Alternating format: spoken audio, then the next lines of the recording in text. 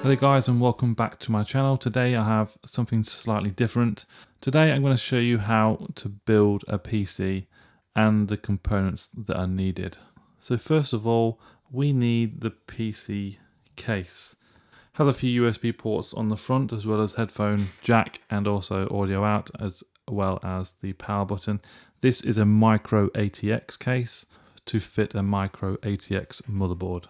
So once you have your case, you will then need a power supply. This is a 400 watt power supply. It's a budget power supply, but this is the sort of average sort of power you would need to power a standard desktop PC. So you've got the case and the power supply. Next, an optical drive or a DVD drive.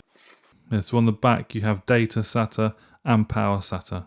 So one goes into the motherboard and the power SATA comes straight from your power supply. Okay, so next you will need a hard drive. This is obviously where your operating system is installed and all your applications, games and whatsoever. This particular one is a 1 terabyte hard drive, so plenty of space, 7,200 RPM, so nice fast spinning disk. And just like on the CD DVD drive, this too has SATA power and SATA data. So the data into the motherboard and the power from the power supply. So here is another important component. All components are important on the PC, but this is the motherboard. This is where everything comes together onto this board.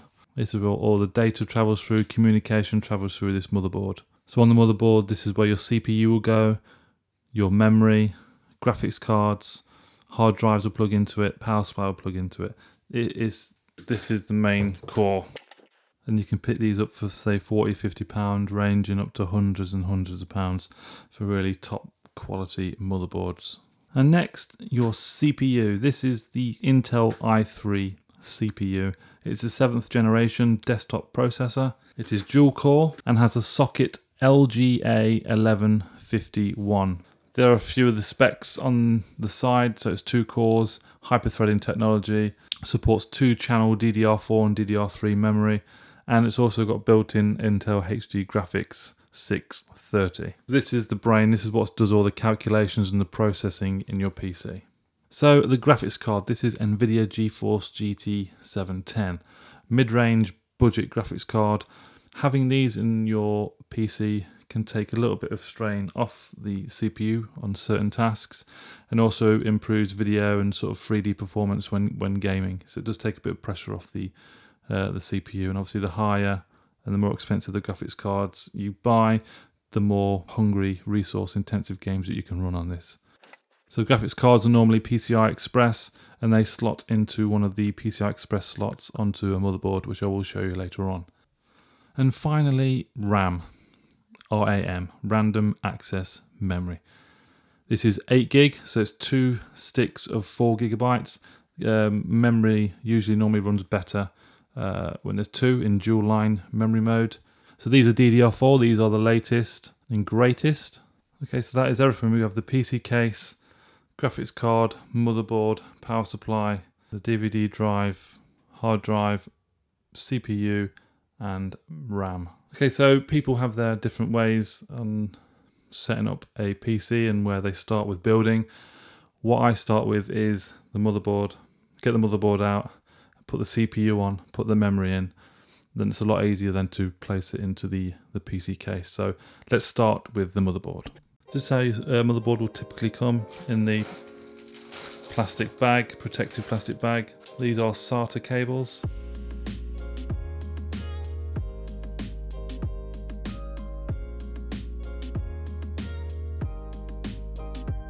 So this is the area I start with first. This is where your CPU will sit, and also a heatsink on top of that to keep it cool. So these little levers flick up like that. This plastic bit comes off as well. Okay, you don't really need that. That is where the processor is going to sit. So let's open the processor.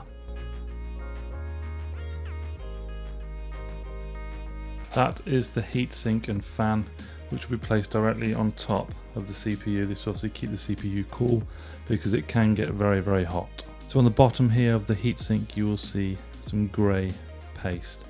This is CPU thermal paste, and that also helps with the heat.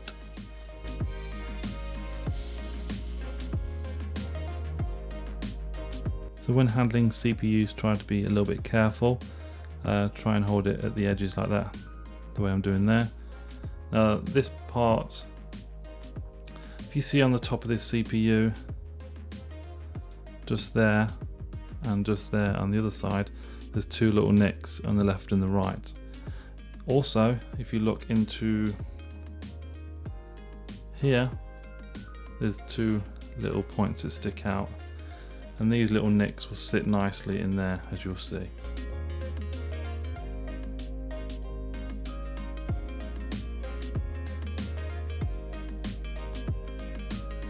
Okay, so that is perfectly seated into the socket.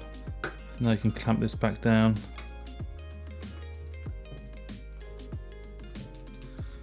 When you press down on it, you do think that you're going to break it, but you're not. Next part is to attach the heatsink. If you noticed on the heatsink there is a cable, and just there, that is where the CPU fan connector needs to connect to. Now you see these little 4 holes in the motherboard. At the bottom on this heatsink, it has little legs. They need to be rested on there like that. And with a bit of force, once you're happy that they're over the holes, hold the heatsink in place and push down hard on these legs. You hear a click. Like that. And one more. Okay, now you should be able to lift it up like that. That is securely in place. Then you need to plug the wire in.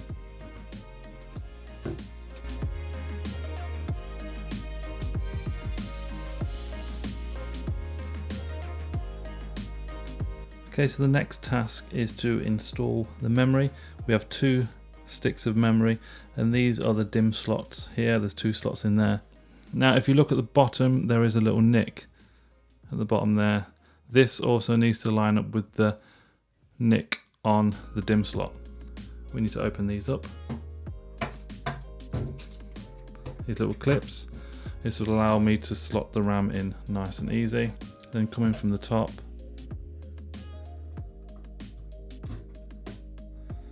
That's in, but it still needs to be forced in.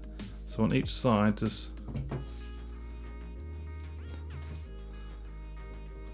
fair but firm, each side.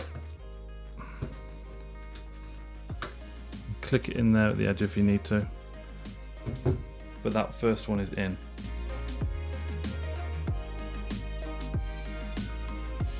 So we have RAM and CPU heatsink installed.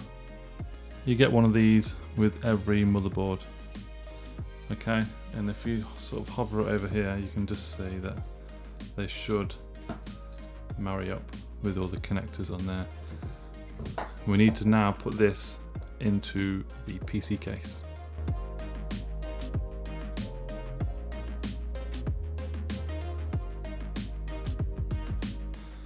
Now this void here, this is where the I/O panel is going to be going. You also need to make sure you have it the right way up. You might need to force it a little bit, but you'll know when it's in, because it will start clicking like that. Go around all the edges just to make sure.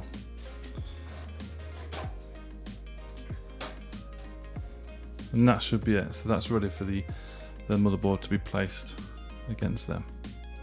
Okay, so this is the inside of the case or the chassis.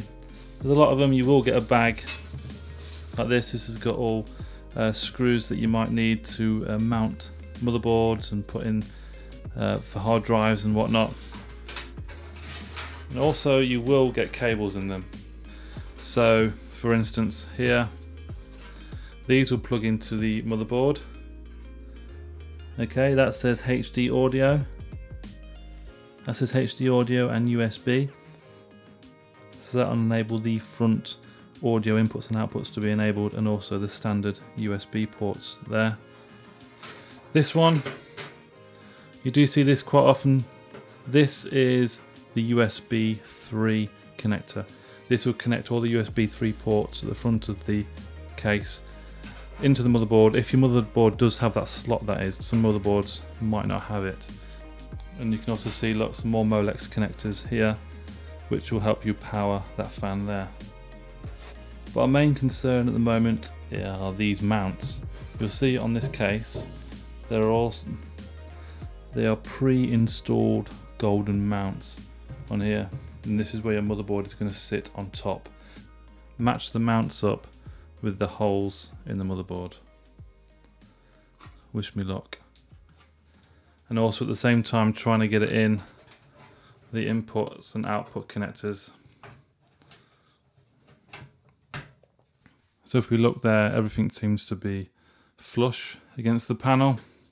You can sort of push it a little bit, but I'm happy with that, so I can go ahead and start screwing the motherboard into the mounts.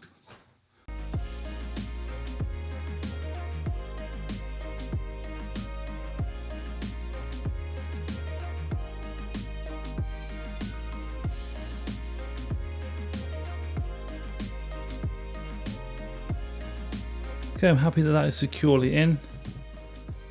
Try moving it around, it's fine. Now, some people are very good at cable management. Myself, I'm not very good. I don't really think about cable management, but you might want to. So you can run these sort of cables underneath the motherboard. Okay, so I've just spotted the USB 3 port on this motherboard. It actually does say USB 3. So I'm going to line up the slots and I'm going to slot this straight in. And that is in. Again, it's up to you how you want to tidy your cables. You can tuck them underneath like that. Now this particular cable I've got here is HD audio. Now you need to check on your motherboard. You might have to check the manual for the right pins and the connectors on the motherboard. But on this particular one here, it says pin connector there, it says F audio, which means front audio. So you match up the pins and the holes and you plug it in. And that is in. Okay, USB cable right there. Again, need to align the connectors, the pins, the holes. And on this particular motherboard, you see the white connectors there, F USB 2 and F USB 1. So front USB 1 and front USB 2. We've only got one lot. Let's just pick front USB 1. And that's in. So now we have front USB, front audio, and front USB 3 ports connected. These little things. Okay, these will be on every case that you buy. The one there in yellow and white, that's the power switch. The one above that, blue and white, is the reset switch. HDD LED, the red and the white cable. So that provides a blinking LED for hard drive activity. And the one above that is power LED. Again, you may have to check, or you will have to check the motherboard manual, but in most cases you'll see that they look like this. Okay, a bunch of pins all connected. And if you do look closely on your own motherboard, you will see indicators of where the power switch should go or the reset switch. So I'm just going to go ahead now, plug these in the right pins, and then show you closely what it looks like.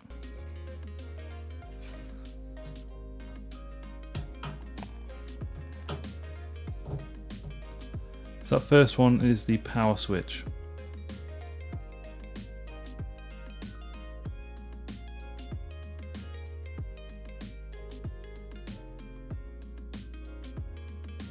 Okay, I'm happy with that.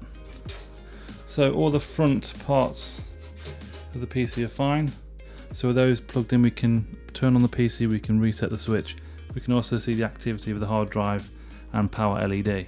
Speakers also plug into this little terminal here. 4 pins sticking out. There we go. So the speaker is now installed as well. So just kind of looking a bit of a mess. I did tell you that my forte wasn't sort of cable tidiness, but you can sort of try and tuck these cables away if you wish. And plug this.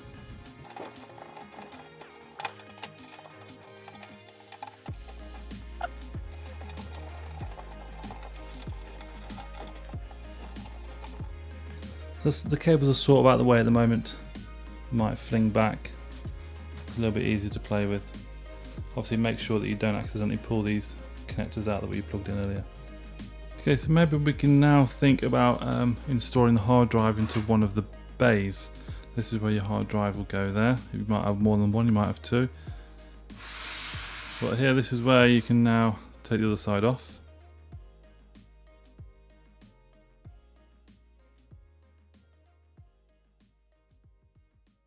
And now you can see here the bottom of the motherboard, and this is where I was routing all them cables that you saw earlier. These bays here will house your hard drive, and this bay here will house your DVD CD drive. So let's get a hard drive slotted into this bay and screwed in. Okay, so here we have the hard drive, 1 terabyte. Please make sure that this back bit is facing outwards. Okay, so it sits in like that. This is where obviously your cables are going to connect to. Okay, so I've put my hard drive in that bay there, not at the very bottom and not at the very top, sort of in between. At the edge there you can see the screws, so we need to pop some screws in this side.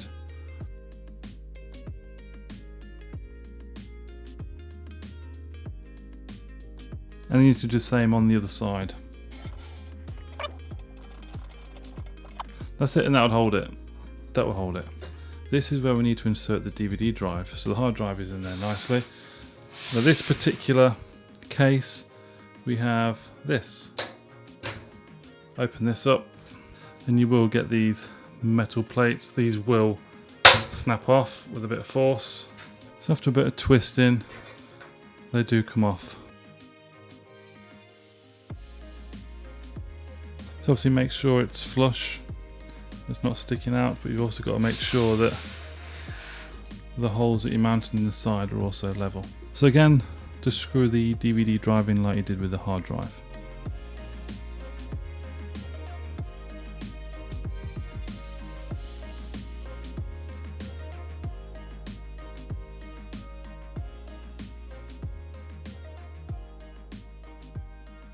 So what we can install next into the motherboard is onto this PCI Express slot. That one just here, this is where your graphics card is going to sit.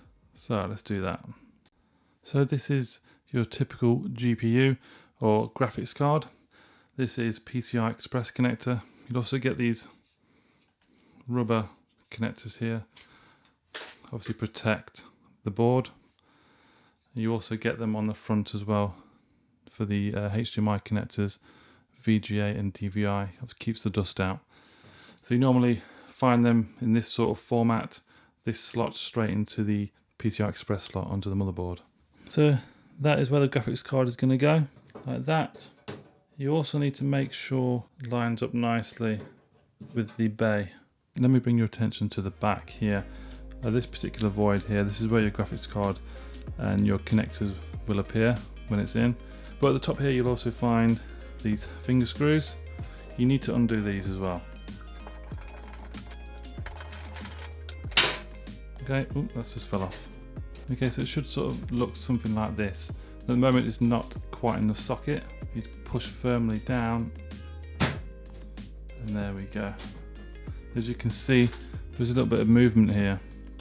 There are some screw holes at the top there and we need to secure that down, which I'm going to do right now. So you pop this little plate back in.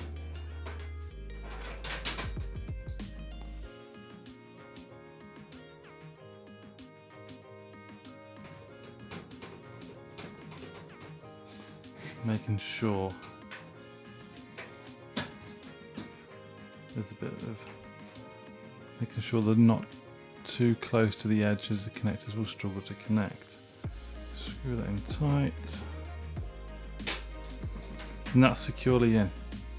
And now you can just see the graphics card there mounted into the PC. Okay, so here we have the power supply unit.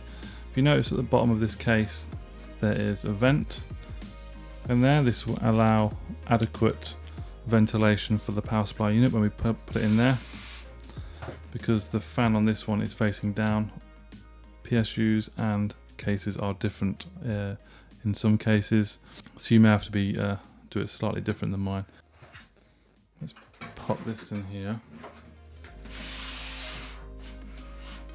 Make sure you're not catching any cables like here.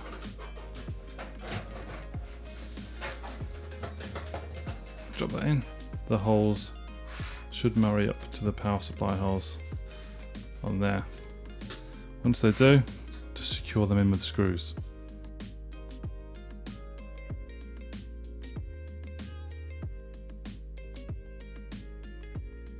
Okay, I'm happy that is securely in. Next part is to get everything connected up. So these are the sort of connectors that you'll typically see with any power supply unit. So that's the power connectors. So if you remembered earlier on in the video, I showed you these cables. This is still in the packet, and this is what you get in the motherboard. So here we go, we get 2 in the packet, which is convenient as we have 2 devices to connect. So these connectors will connect directly onto the motherboard into something called a SATA port. Then it will directly plug into the hard drive and the DVD drive. So let me show you that. Okay, so you can just see there to the right, there are 6 ports. These are SATA ports. There we go, look. 1, 2, 3, 4, 5, 6. You can choose any of them that you want to plug in the SATA cable in. It's got a metal clip in there, and you should hear that click.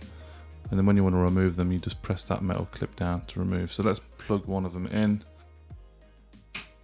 Okay, that's clipped in. Now let's plug this straight into the DVD drive. So there's the DVD drive. Just got to marry that up and plug it in. That's it. So that's it for the data. So now we need to do this exactly the same for the hard drive.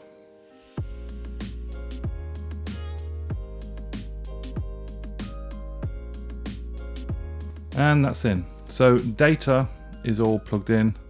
So the DVD drive and the hard drive can communicate through all other devices connected through to the motherboard. Now we need to connect the power supply connectors into the motherboard. Let's start with the main 24 socket on the motherboard. That is that one directly at the top, just there. There's a little clip on there.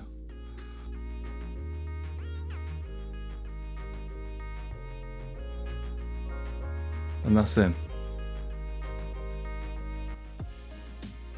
So this is where we're going to plug our 4-pin connector. But if you look closely, there is room for 2 4-pins.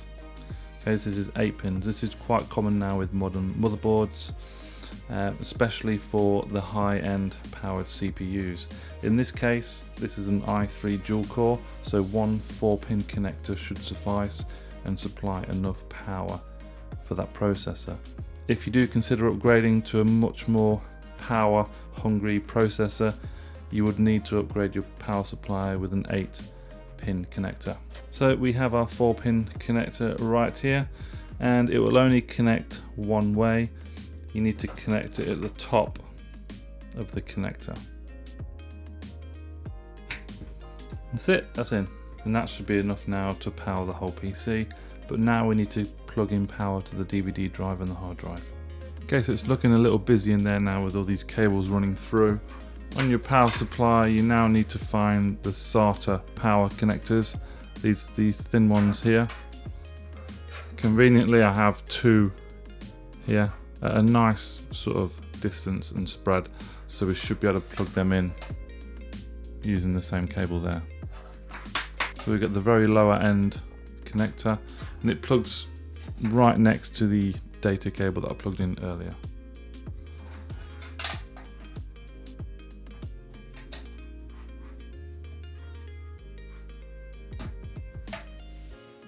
Okay. That one's in, power connected to the drive. Now let's go up to the DVD drive and do exactly the same. There should be a nice amount of length on there just to reach that. And there we have it. Power to the drives. Everything is connected apart from the system fans and the lights. Now what you can do on these power supply cables, you can piggyback or daisy chain. So power supply connector there, Molex. Let's plug this directly into the female power connector from the fan.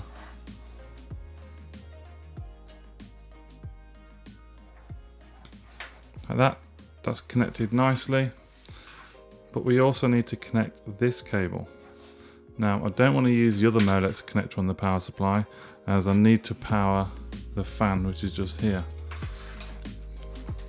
So you can piggyback or daisy chain off this other connector from the fan, which should supply power. So let's plug this in. Okay, that's in. So the front is all plugged in. We now need to provide power to the rear fan. Okay, so we have one spare Molex connector coming from the power supply. We need to find the male version Molex connector on the fan, which is that one on the left. There you go. A little bit tricky. I've just expanded this cable. You can route it around however you like around your PC. But remember, you have got to get the doors back on. So what you really want to do now is test to see if everything turns on. So you plug your power lead in there, make sure it's switched on at the power supply, and turn it on. We have liftoff. As you can see, red light and fan. Red lights at the front, and you can also just make out the fan spinning at the front there, that flashing. So that's it, guys. That is how you build a PC. So from here, you would obviously plug in your monitor, put in a Windows 10 disk or Windows 7 disk, whatever you got, and install your operating system onto the computer.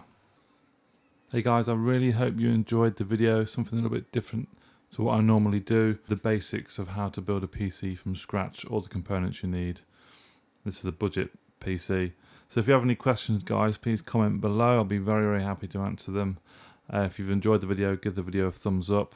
I'll also include a link in the description for all the components that I did use on this build. But please subscribe to my channel, and I'll see you in the next video soon. Thank you.